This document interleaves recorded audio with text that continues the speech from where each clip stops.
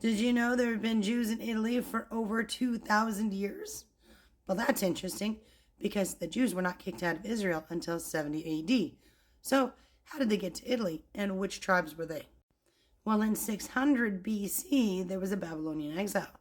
And this is the region that they were vacated to, taken into captivity.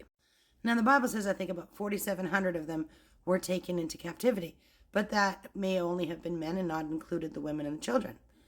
And when they returned, after their 70 years of captivity, 50,000 returned, and later, an unknown number of exiles returned from Babylon, including Ezra, and then apparently over the course of 110 years, more would come back.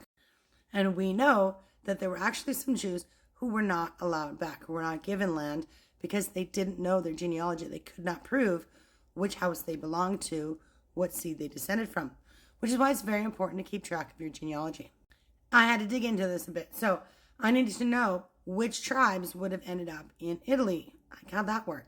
So according to this, many cities of the Roman provinces in the Eastern Mediterranean contained very large Jewish communities dispersed from the time of the 6th century BC incident, which is Babylonian captivity.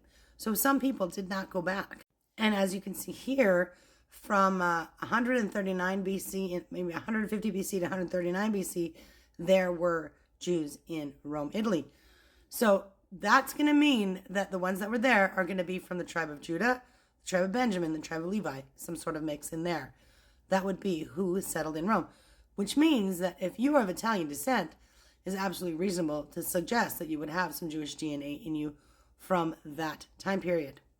Now let's get back to Christopher Columbus, who they had said had a Y DNA haplogroup of Jewish origin, suggesting Sephardic Jew.